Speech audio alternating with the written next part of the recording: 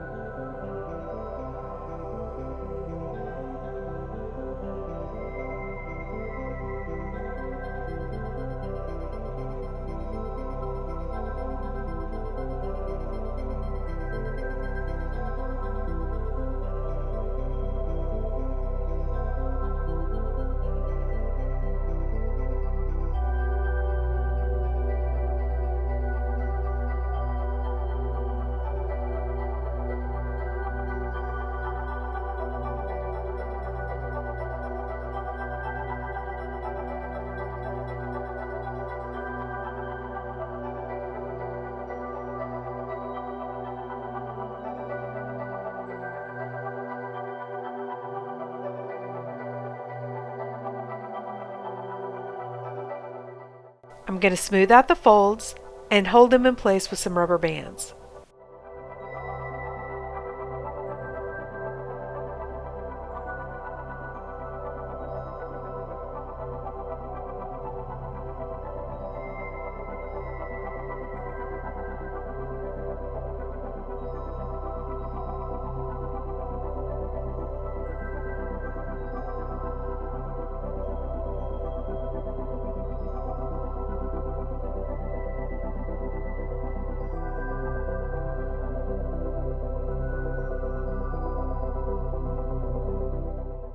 I'm only going to apply the color to one half of this shirt, so I'm going to use a washable marker and draw a line straight down the middle. I'm making sure that I go through the spiral portion of my shirt. Then I'm going to use 3 colors on the shirt, so I'm going to divide one half of the shirt into 3 sections. I'm going to apply the dye to the side of the shirt that has the neck or the top portion of the shirt. So I'm finding that side of the shirt and drawing lines on to divide that half into 3 sections.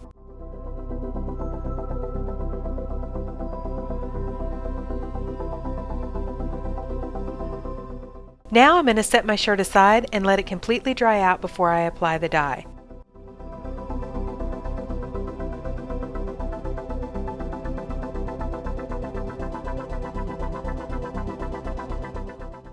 Since I'm only going to apply dye to half of the shirt, I'm using some water to apply to the second half of the shirt to try to keep my white area white. Sometimes, if you're applying dye to a dry shirt, the dye will want to wick over to the dry area. So I'm going to start by applying some clear water to that side that I'd like to keep white. Normally, I apply the dye first and then add the water last, but I'm going to see if this works better to apply the water first.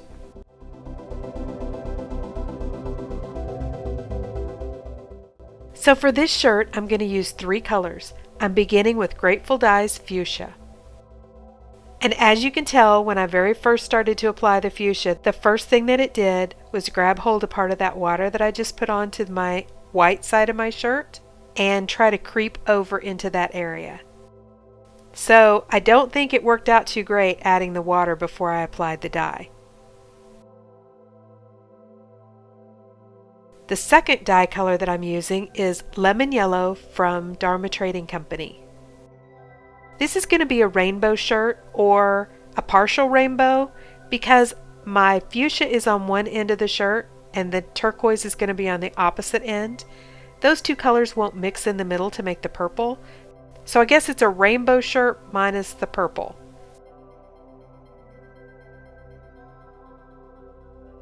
Then the third color that I'm going to apply is turquoise from Grateful Dyes.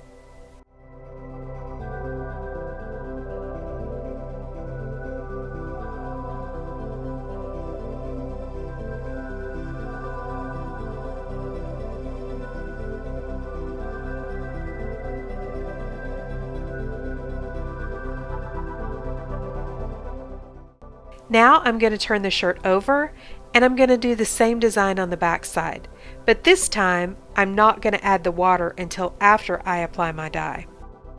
As you can tell, it's working much better to apply the dye before the water. A little bit of the dye is moving over into the white area, but not near as much as did when I had the water on to begin with. Whenever I do a rainbow shirt, I take my colors through the middle, but I don't put a lot of dye into the middle of the shirt because where the colors mix in the middle will make it kind of muddy. So I just barely run the colors through there, and I make sure I saturate the outside areas though that have the thicker folds really well. I also am overlapping these colors so that I get more of a rainbow. So I overlapped the yellow and the fuchsia to make the orange, and I overlapped the turquoise and the yellow to make the green. Okay, so I'm going to put my shirt aside and I'm going to let it process for 24 hours. And here's what our shirt ended up looking like. As you can tell, we have the rainbow minus the purple. And you can also tell that quite a bit of the color came over into the white area, so I don't have as large of a white area as I was hoping to have. But I did learn a valuable lesson today. I learned that it worked better to go ahead and apply the dye and then to apply the water to the side that I wanted to leave white. Listen, if you guys are enjoying watching these videos, I sure would appreciate it if you'd hit the big red subscribe button and subscribe to my YouTube channel. Thank you all for watching, and I hope you have a great day.